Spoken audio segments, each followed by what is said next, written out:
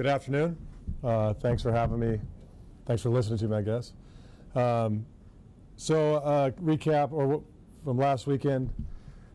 We struggled a bit.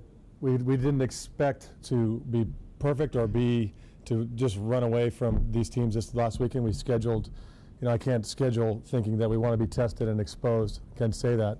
And then when we're tested and exposed to whine about it, we got out of the weekend when we wanted to. We wanted to see what our strengths and weaknesses were, and we learned a lot. Our young players figured out, hey, this is what college volleyball is, and that's exactly what we wanted. So all in all, we weren't successful as far as wins and losses, but we have a list of stuff that you can't know until you play some real opponents, and we're ready to get back to work. And I still like the talent we have, and as I've said the whole time, we're going to be a good team at the end of the year. We're not trying to be great right now, and we're not going to be because we have a bunch of young kids, but I think we'll be real competitive, and we're really excited about this weekend with it being our first home weekend in Stuff Huff, especially on Friday at 7, to play in front of our home people. So with that, I'll just leave it to some questions.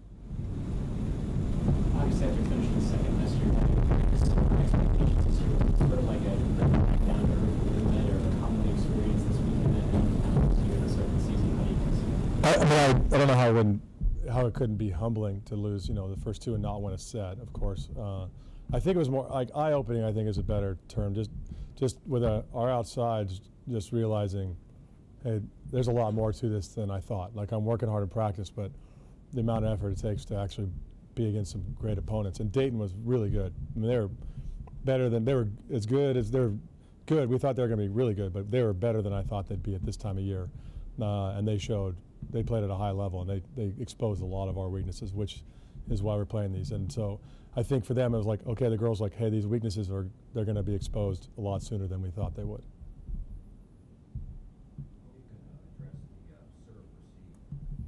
Well, one thing that'll help is Allie getting Stark back. She's kind of our rock reception-wise.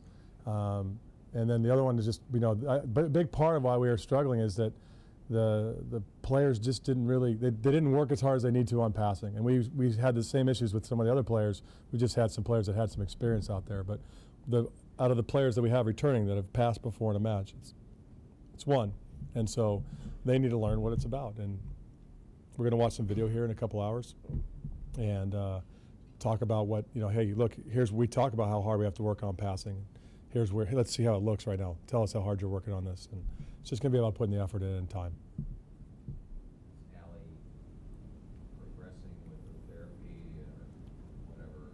Yeah, it's as good as we could expect. We're hoping to have her back this weekend, but we'll see. I haven't heard from Randy yet. I should hear from him, or who's our athletic trainer. I should hear from him in the next little bit. But we suspect that she'll be back for the weekend and ready to go.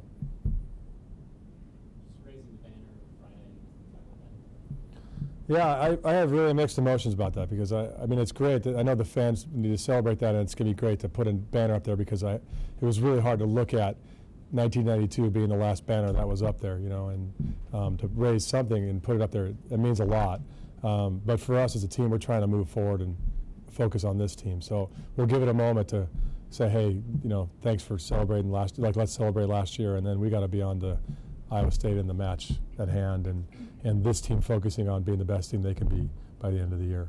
I think with all that stuff from last year, we're really trying to move past that and just, get on to here and now.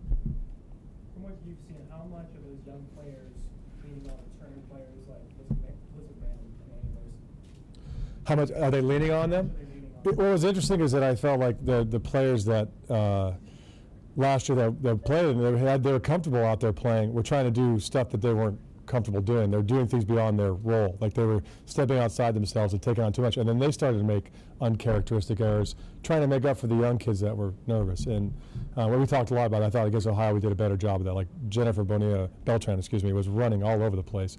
And we're going, Jen, just do your role and let the other kids, they'll figure this out. They just need some time. And I think that was the case for everybody. We just need them to settle in a little bit. Okay.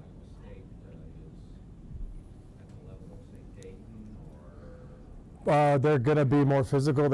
I think they're picked to finish second in the Big 12. They went 1 and 2 as well on the weekend, and they were a top 10 caliber team. And I think they're in the same boat. A bunch of young kids high expectations. It could be very interesting matches on the weekend, and playing 2 in a row, it'll be interesting to see. But we haven't done that before, so it'll be interesting to see how both teams kind of figure that out as we go. But I expect that they'll be an excellent team.